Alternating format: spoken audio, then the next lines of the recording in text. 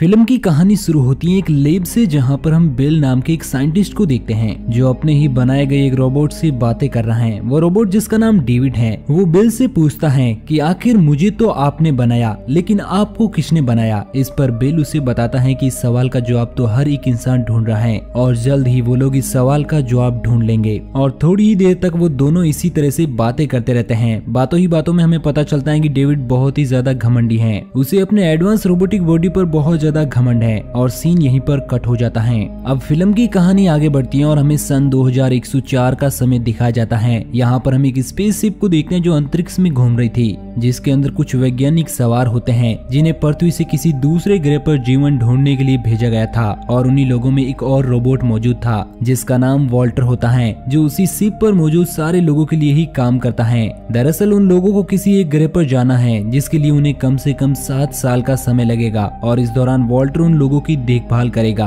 क्योंकि सारे लोग तो स्लीपिंग पॉट में सोए रहेंगे और वहीं उन सबको अपनी मंजिल की तरफ आगे बढ़ाएगा। इसके बाद हमें दिखाया जाता है कि उस शिप में मौजूद सारे लोग स्लीपिंग पॉट में सो रहे हैं और वॉल्टर उस शिप की देखभाल कर रहा है। इसी दौरान उस शिप में एक जोरदार झटका लगता है जिससे अंदर का सारा सिस्टम पूरी तरह से इलेक्ट्रीफाई होने लगता है, जिससे वहां पर रखी मशीनें खत्म होने लगती हैं। इस कारण वॉल्टर उन मशीनों को ठीक करने की कोशिश करने लगता है, लेकिन अब उस शिप पर आग भी लग चुकी थी। इस कारण वॉल्टर के हाथों से सारी चीजें अब निकल चुकी हैं। तो वो स्लीपिंग पॉट में सो रहे सारे लोगों को एक एक करके बाहर निकालता है और उन्हें नींद से जगाता है। लेकिन इस दौरान ब्रिसन नाम के उनके कैप्टन को वो लोग नहीं निकाल पाते और तब तक उस पॉट में आग लग जाती है जिसमें कैप्टन मौजूद होते हैं और कैप्टन जलकर मारा जाता है। कैप्टन की बीवी डैनियल्स उसकी मौत से बहुत ज्यादा दुखी होती है। इसके बाद हम देखते हैं कि उस शिप में मौजूद सारे लोग एक बार फिर से उस शिप को ठीक कर लेते हैं और अपना सफर एक बार फिर से जारी करते हैं। रास्ते में उनको सिस्टम में एक दूसरे ग्रह से सिग्नल मिलता है और उन लोगों को लगता है कि शायद वहाँ पर भी कुछ लोग मौजूद हैं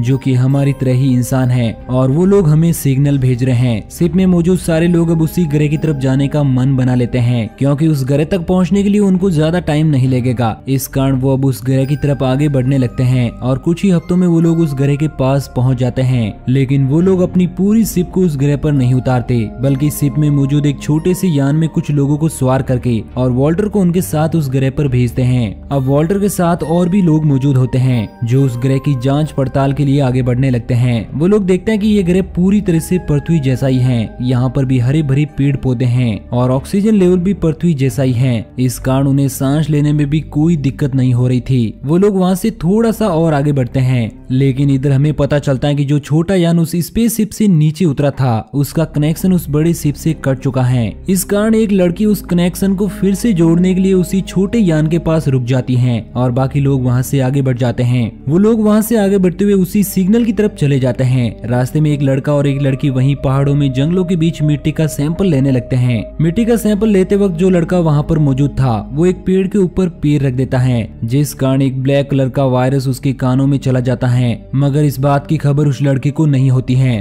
अब बाकी के सारे लोग उसी सिग्नल की तरफ आगे बढ़ रहे होते हैं और अब वो लोग जहाँ से सिग्नल आ रहा था वहाँ पर पहुँच जाते हैं। वहाँ पर पहुँचने पर उन लोगों को पता चलता है कि एक स्पेसशिप यहाँ पर क्रैश हुई थी। वो लोग उस स्पेसशिप के अंदर जाते हैं जहाँ पर उन लोगों को एक तस्वीर मिलती है जिसमें एक औरत होती है। उस औरत की तस्वीर देखकर वॉल्टर सभी लोगों को बताता है कि ये औरत एलिजाबेथ है, जो 10 साल पहले किसी मिशन के लिए एक स्पेसशिप से अपने कुछ लोगों को लेकर जीवन की तलाश में निकली थी। दरअसल एलिजाबेथ यहीं पर अपने साथियों के साथ मारी जा चुकी थी। अब उस शिप को वो लोग एक्सप्लोर करने लगते हैं और उन्हीं टीम मेंबर्स का एक आदमी कंट्रोल रूम में जाता है जहाँ पर वो एक ग्रीन कलर की बटन को दबा देता है, जिस कारण उस स्पेसशिप में एलिजाबेथ की किसी रिकॉर्डिंग का ब्रॉडकास्ट होने लगता है जिसमें वो लोग देखते हैं कि एलिजाबेथ को किसी ने बांध कर रखा हुआ है। इसके बाद हम उसी लड़की को देखते हैं जो एक लड़के के साथ मिट्टी का सैंपल ले रही थी। अब उस लड़की की तबीयत बिगड़ने लगती है क्योंकि उसके कान से वो ब्लैक वायरस उसकी बॉडी में एंट्री कर चुका था। उस वायरस के कारण उसकी तबीयत खराब हो रही थी। देखते ही देखते वो लड़का खून की उल्टियां करने लगता है, मगर वो लड़की किसी तरह उसे उसी छोटी शिप के पास ले जाती है जहाँ पर बड़ी शिप से कांटेक्ट करने की कोशिश कर रही एक लड़की मौजूद थी, जो उस लड़के की हालत को देखकर उन दोनों को एक रूम में बंद कर देती है, क्योंकि उसे पता चल जाता है कि ये लोग किसी वायरस से इन्फेक्टेड हो चुके हैं। अब हम देखते हैं कि उस रूम में मौजूद वो लड़का बहुत ही ज्यादा घायल हो जाता है और देखते ही देखते उसकी पूरी बॉडी फट जाती है और उसके अंदर से एक एलियन बाहर निकलता है जो उसी रूम में मौजूद उस लड़की को खत्म करने के लिए आगे बढ़ता है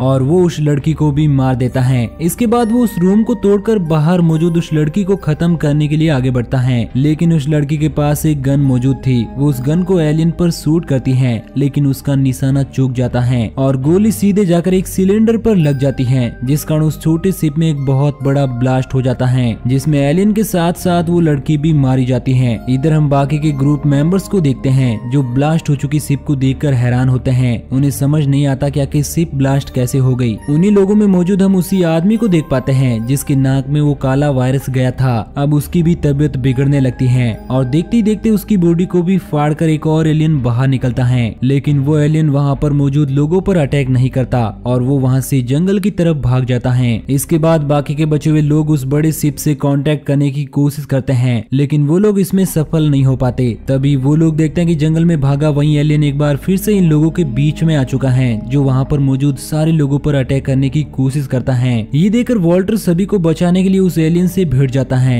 लेकिन वो एलियन बहुत ही ज्यादा ताकतवर था और वो वॉल्टर का एक हाथ बुरी तरह से तोड़ देता है और उन्हीं लोगों में मौजूद एक आदमी को खत्म करके वो एलियन वहाँ से एक बार फिर से जंगल में भाग जाता है। लेकिन वो लोग देखते हैं कि थोड़ी देर बाद एलियन फिर से उन लोगों को खत्म करने के लिए आ जाता है। तभी वहाँ पर एक मिस्टीरियस आदमी आता है जो अपने पास रखी एक फ्लेयर गन को आसमान में चला देता है, जिससे मौजूद वहाँ का एलियन भाग जाता है। अब सारे लोग मिस्टीरियस आदमी को देखकर हैरान थे, क्योंकि इस ग्रह पर उन्हें लगता था कि कोई भी मौजूद नहीं होगा। अब यहाँ पर हमें पता चलता है कि वो मिस्टीरियस आदमी कोई और नहीं बल्कि डेविड ही होता है, जो दरअसल एलिजाबेथ के साथ उस स्पेसशिप में आया था जो 10 साल पहले इसी ग्रह पर क्रैश हुई थी। अब डेविड सारे लोगों को लेकर अपने साथ आगे बढ़ता है, जहाँ पर रास्ते में सभी लोगों को बहुत सारी डेड बॉडी से गुजरना पड़ता है। वो लोग उन सभी डेड बॉडीज को देखकर बुरी तरह से हैरान थे, क्योंकि इतनी सारी लाशें इस ग्रह पर कैसे आई और इन लोगों को किसने मारा। इसी तरह के बहुत सारे सवालों को लेकर वो लोग डेविड के साथ आगे बढ़ते हैं। अब डेविड सारे लोगों को लेकर एक गुफा के अंदर जाता है, जहाँ पर वो सारे लोगों को बताता है कि 10 साल पहले वो डॉक्टर एलिजाबेथ के साथ किसी प्रोजेक्ट के लिए इस ग्रह पर आए थे, लेकिन इस दौरान उनकी शिप पर एक वायरस फैल गया, जिस कारण उनके सारे ग्रुप मेंबर मारे गए और उसी वायरस के कारण इस ग्रह के लोगों की भी मौत हो गई, जिनकी लाशें उन्होंने रास्ते में देखी थी। वो बताता है कि ये वायरस बहुत तेजी से फैलता है और इसका असर भी बहुत जल्दी दिखने लगता है। हालांकि इस वायरस से उत्पन्न होने वाले एलियंस बहुत ज्यादा खतरनाक हैं, लेकिन उनको कंट्रोल किया जा सकता है। उसकी सारी बातें सुनने के बाद किसी को भी उसकी बात पर यकीन नहीं होता। इस कारण बोल्डर उसकी जासूसी करने के लिए उसके रूम में जाता है, जहाँ पर वो देखता है कि डेविड ने बहुत सारे जीवों पर एक्सपेरिमेंट किए और बोल्डर को लगता है कि शायद डेविड ही इन सभी एलियंस का जिम्मेदार है। इसके बाद हमें डेविड का ही फ्लैशबैक दिखाया जाता है, जिस दौरान एलिजाबेथ के साथ डेविड इस ग्रह पर अपने शिप के साथ आया था। हम देख पाते हैं कि इस ग्रह पर बहुत सारे लोग मौजूद थे, लेकिन डेविड ने उसी काले वायरस को उन सारे ग्रहवासियों पर छिड़क दिया, जिस कारण सारे लोग जो उस ग्रह पर खुशी खुशी रहा करते थे वो सभी मारे गए और उनकी मौत का कारण डेविड ही था। इसके बाद हम डेविड और बोल्डर को देखते हैं। डेविड बोल्डर को लेकर एलिजाबेथ की कब्र के पास जाता है, जहाँ पर वो बताता है कि वो एलिजाबेथ को बहुत मानता था और उनसे बहुत ज्यादा प्यार करता था, जैसा कि बोल्डर डैनियल से करता है। लेकिन बोल्डर डेविड को बताता है कि वो तो सिर्फ अपनी ड्यूटी करता है, ना कि उसे किसी भी तरह के इमोशन लोगों के लिए महसूस होते हैं। इधर डैनियल उसी बड़ी शिप से कांटेक्ट करके उन्हें जल्द ही मदद के लिए बुलाता है, लेकिन इस दौरान वही एलियन वहाँ पर आ जाता है और उन्हीं लोगों में मौजूद एक और क्रू मेंबर को खत्म करके वहाँ से भाग जाता है और भागकर डेविड के पास पहुँचता है, जहाँ पर हम देख पाते हैं कि वो एलियन डेविड को कोई भी नुकसान नहीं पहुँचा रहा। तभी पीछे खड़ा कैप्टन डेविड के सामने ही उस एलियन को गन से शूट कर देता है, जिससे वो एलियन वहाँ पर मारा जाता है और ये देखकर डेविड को बहुत ज्यादा गुस्सा आता है। लेकिन अब कैप्टन समझ जाता है कि डेविड उन लोगों से कुछ न कुछ तो छिपा रहा है। वो डेविड से पूछता है कि आखिर सच्चाई क्या है, वो उन लोगों से क्या छिपा रहा है। इसके बाद डेविड कैप्टन को एक रूम में ले जाता है, जहाँ पर वो उसे कुछ चीजें दिखाता है जो उसने इंसानों के ऊपर ट्राई करने के लिए और उन्हें एलियन बनाने के लिए रखी हुई थी। डेविड कैप्टन को और आगे एक दूसरे रूम में ले जाता है, जहाँ पर एक एलियन मौजूद था जो कैप्टन के ऊपर झपट पड़ता है और इसी दौरान कैप्टन के अंदर से भी एक एलियन निकलता है जिसे डेविड कंट्रोल कर रहा था। इसके बाद हम वॉल्टर को देखते हैं, जिसे एक रूम के अंदर एलिजाबेथ की लाश मिलती है, जिसकी बॉडी बीच में से कटी हुई थी और वॉल्टर समझ जाता है कि एलिजाबेथ के ऊपर भी डेविड ने उसी वायरस का यूज किया था। अब वॉल्टर डेविड के पास जाता है और उसे बताता है कि वो उसकी सारी प्लानिंग को समझ चुका है कि आखिर वो ऐसा क्यों कर रहा है। इस पर डेविड वॉल्टर को बताता है कि हम दोनों एक रोबोट हैं जो कभी नहीं मरेंगे, इस कारण हमें अपने लिए एक नई प्रजाति बनानी होगी, क्योंकि इंसान बहुत ही ज्यादा घमंडी हैं। डेविड बताता है कि उसी ने कई लोगों को खत्म करके एलियन में कन्वर्ट कर दिया, लेकिन वो उन्हें कंट्रोल करने के लिए अभी तक कुछ नहीं कर पाया। ये बात सुनकर वॉल्टर डेविड को बताता है कि वो उसे इंसानी दुनिया कभी भी खत्म नहीं करने देगा। उसकी की ये बातें सुनकर डेविड वॉल्टर को वहीं पर मार गिराता है। वो उसके सारे पुर्जों को अलग अलग करके डिस्ट्रॉय कर देता है, लेकिन उसे नहीं पता कि वॉल्टर एक एडवांस टेक्नोलॉजी का रोबोट है जो ऑटोमेटिकली ही अपने सभी पार्ट को फिर से असेंबल करके बॉडी को हील भी कर सकता है। इसके बाद हम छोटी शिप को देखते हैं जो बड़ी शिप से उन लोगों के क्रू मेंबर्स को बचाने के लिए उस ग्रह पर आई हुई है। जब सभी लोग वहां पर पहुंचते हैं तो उनके ऊपर भी बहुत सारे एलियन अटैक कर देते हैं। इस कारण उनमें से एक आदमी भी मारा जाता है। इधर हम डैनियल्स को देख पाते हैं जो अब डेविड की सारी सच्चाई जान चुकी है। डेविड उसे खत्म करने ही वाला होता है, लेकिन तभी वहां पर वॉल्टर आ जाता है और डेविड वॉल्टर से लड़ने लगता है। इसके बाद सारे लोग सवार होकर उस बड़ी शिप की तरफ आगे बढ़ने लगते हैं, लेकिन एक एलियन उस पर अटैक कर देता है। किसी तरह डैनियल उस एलियन को मार गिराती है और वो लोग वहाँ से आगे बढ़ते हैं और किसी तरह से बड़ी शिप पर पहुँच जाते हैं और चैन की सांस लेते हैं। लेकिन अगले ही दिन उन लोगों में ही मौजूद एक आदमी के अंदर से उसी तरह का एक एलियन बाहर निकलता है जो शिप पर मौजूद कई लोगों को मार गिराता है।